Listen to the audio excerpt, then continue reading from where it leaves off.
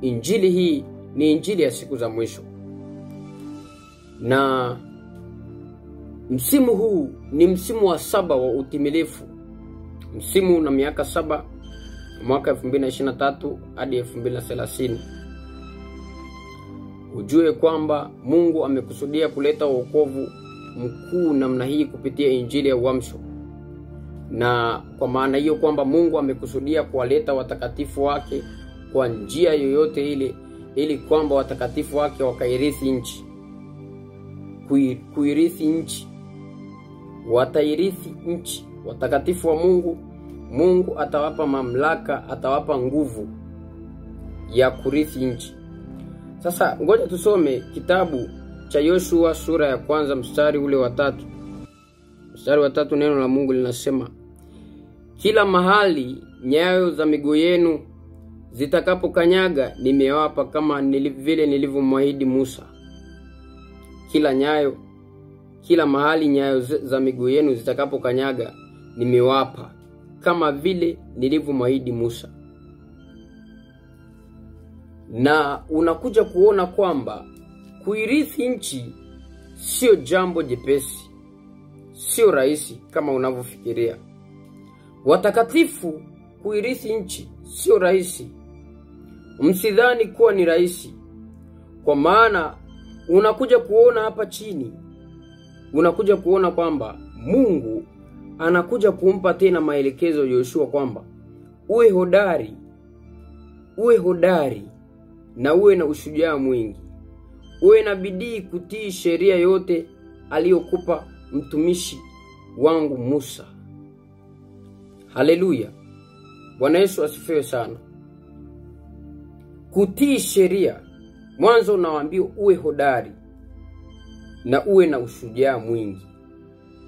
Ingekuwa ni rahisi kama walivyoambiwa huku juu kwamba mahali zitakapokanyaga nyayo za miguu yenu.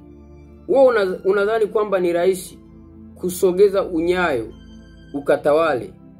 Kama ni rahisi basi, hebu kwenye mpaka wako ongeza hatua 2.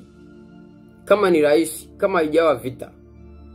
Kwa hiyo haikuwa jambo rahisi kuirithi nchi.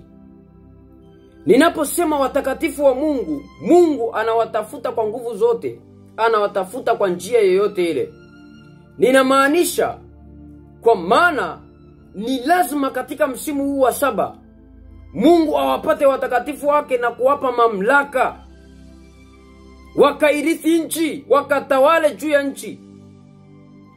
Hivi ninavyokuambia, Mungu amenipa mamlaka juu ya kanda ya kaskazini yote mwa Tanzania. Niweze kusimama, niweze kuomba juu ya watakatifu wake waliofungwa katika vifungo. Kwa maana Mungu anasema kuna wafalme wengi kanda ya kaskazini mwa Tanzania, lakini kwa sasa wamefungwa. Wamefungwa katika minyororo, hata wasiweze kujua kwamba wanatokaje. Lakini Mungu akaniinua, na nakuambia kwamba mimi ninatawala tu kanda ya kaskazini. Ninatawala katika ulimwengu wa roho. Yaani utaki usitaki, mimi ninatawala tu. Mtakatifu ninakwambia, ambaye uko kanda ya kaskazini, Mungu amekusudia kuwainua watakatifu wake wengi na kuwafanya kuwa wakuu, na kuwafanya kuwa wenye mamlaka na kutawala juu ya watu wa kila kabila na kila lugha. Watatawala watakatifu wa Mungu. Ninapokuambia utawala, unakuja utawala mwingine baada ya huu utawala wa kidemokrasia kuanguka.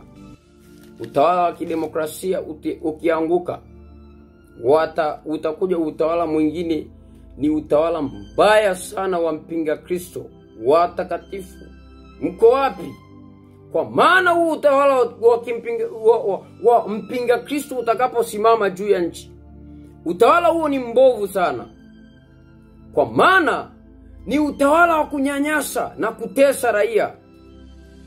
Wale ambao sasa tunawaambia habari ya injili hii, ujue kwamba injili hii haina urafiki na watu wanaopenda maisha ya dunia hii. Watu wanaopenda mali zao, wanaopenda biashara, wanaopenda kufanikiwa sana. Sio vibaya kufanikiwa sana, lakini iwe katika Bwana. Haleluya. Bwana Yesu asifiwe sana. Jina langu naitwa Leon Skilong, ni mtumishi wa Mungu katika huduma ya uamsho, na matengenezo ya kiroho ulimwenguni. Na ninamshukuru Mungu kwa majira haya na nyakati hizi.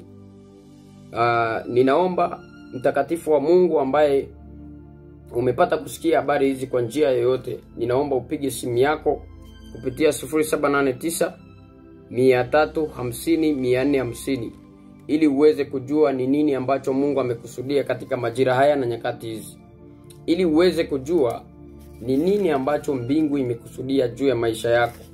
Haleluya. Bwana Yesu asifiwe sana.